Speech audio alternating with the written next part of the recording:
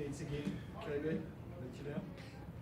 Say the same thing about Adelaide. They give us 107 points. Yeah, of course. I mean, it's only so much, especially in this league, Mark. One of the things I spoke about was just it's only so many times that you're going to play a team and you're not willing to defend.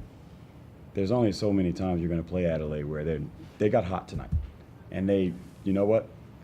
I feel like they just wanted it. A lot of those guys have been there. A lot of those guys played in the Game 5 series last year in the title game, in the final. So a lot of those guys have been there before. They know it's Sobey, Ramon Moore, Daniel Johnson. You look at all of them.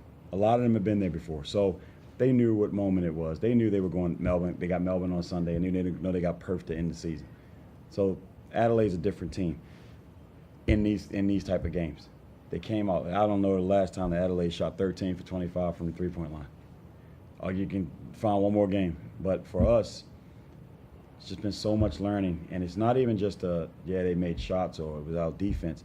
The little things, Mark, that's disturbing sometimes is when you talk about offensive rebounds that we give up to them. When a team is hot and then the ones that they are missing and we give up 16 boards, it's your night's over. So all the little things. If we come up with 5 of those offensive rebounds, those tip-ins that they don't get, it's a different ball game maybe. So yeah, it's everything that we did wrong tonight.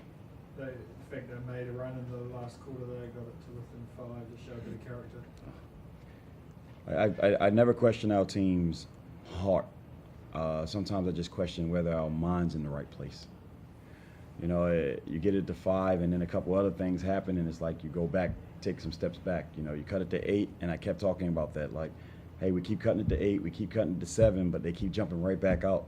At some point you got to put a stop and try to get it that 7-2. And then it's a different ball game. But I think we were too deep in the hole. And I just thought Adelaide were really, really good tonight. Pat, you obviously have to get ill more often the way you came back. It's the season high 24 off the back of a week off.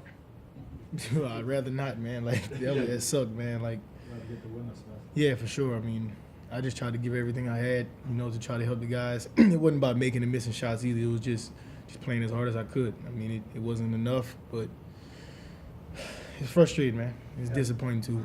How tough was it to sit out last week when obviously? Very, man. I knew that was a big week for us. I mean, every game is a big game, but I know going into that, playing the same team twice, especially with the first game at home, I wanted to be here very bad. I couldn't. Physically, I just really couldn't. I mean, I tried to go on the road with the guys too, and I knew I couldn't play, man. I just tried to be there for them and stuff like that. Just, try to be that leader of the team, that vocal guy. But, I mean, I just kind of tried to do as best as I could. Would you have a stomach illness? Yeah, it was almost like a stomach flu type thing. I got it from my daughter, actually. But, sometimes it hit the adult harder, and it really kicked me down. But I'm happy to be healthy now, be able to play. You had 8 points by the half and then come out and score another 16.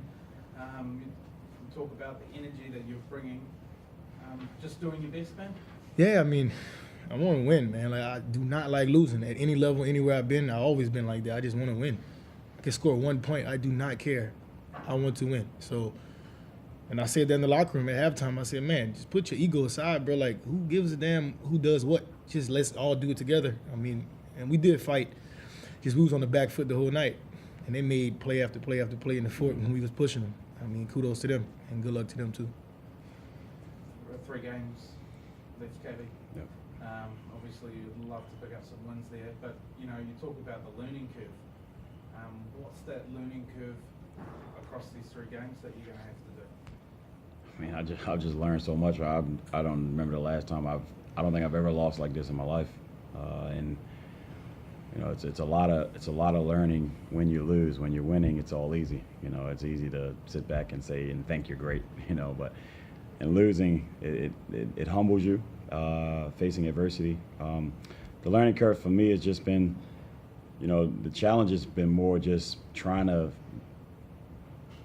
get our team to respond in certain moments. And how do we get better from that? How do we take the mistakes that we make and improve on them? I think that's probably one of the things that the next game brings us. We play Illawarra. I don't know, they're playing Brisbane right now. We play Illawarra, who still have hopes of making the finals. I mean, they're going to come out and play hard, but You know, can we go over there and win a game where we were up 12 going into the going to the fourth quarter? So, you know, a lot of learning was in that as well. So, you know, and those are two games that I feel those are probably the most crucial games out of all of these that really killed us when we went on that road trip with Illawarra and had that game won and threw that one away, and then the Cairns game on the road. So, I mean, there's been so much. I mean, I could sit here for days and talk to you about how much I've learned so far through this season. But, I mean, the next 3 games, I mean, like I told the guys, like, there's a lot to play for. Number one is just pride. You know, just pride. I mean, finish the season strong. You never know, you know, for our imports, you know, what message or image do you want to leave with the group? You know, when we're thinking about signing guys next year and things like that, you know, for the guys who are coming back and all of the guys who may not be here, like, you know, you only get everyone on this team won't come back. You know, you play with a team and it's a lot of pieces change next year. You know, we're definitely going to have to change some things because, I mean, you look at our record now. You know, we got a competitive owner who wants to win. You know, and you know myself and all the coaches. So, you know, our group wants to win as well. You know, so we just got to get those pieces and figure out how we got to get this right. And in these next 3 games, it's just making sure that we leave, every one of us, leave the right image. KB, is Finn's season, and particularly the way he's kind of finished it, being one of the bright aspects for you, one of the bright points? I think, Mark, yeah, Finn's been phenomenal. I mean, you know, I look at the minutes, and I mean, I look at Todd playing 12 minutes and Finn playing 24, but I mean, Finn's energy is what I feel has been a bright spot in the second part of the season. I mean, he comes out there and, you know, does he make the right play every time? He'll tell you that he'd be the first person to say no, but the energy that he plays with is consistent. And you look at his stat line, almost every game I look up, Finn may play 20, he may play 12 minutes. His stat line is good. You know, and you look at his stats right now, 16 points, 6 rebounds, 5 assists, no turnovers. Like that's production. You know, so you got to look at that and say that's a bright thing with a guy who's on a 2-year contract. Hey, where do you think that this team's just come up short? Man, it's a multiple things. I just think we didn't finish so many games. I mean, we lost 5, 6, 7 point games where we were in the game the whole game, and we just didn't finish. I mean, that come with, I guess, experience, playing together. We got experienced guys, but playing together with a lot of new. I mean, there's no excuses, but we just did not finish. 7 of the last 8 games, you've given up over 100 points. Is defensively, you just not got together on the same page? I mean, some of it is, you know, teams making shots, but I mean, for the most part, that's not good at all. You know, I mean, you're not gonna be a playoff team. You're not gonna consistently win games. You might get a game here and there because you might have a great offensive night where it's just a shootout. But championship teams and playoff teams, that's not how you win, especially championships. I mean, if you look at any level, I mean, you name me teams that just run, and then consistently win. You know, it's not really that common. So I mean, you got to get stops, and we didn't do that, you know, consistently the whole year.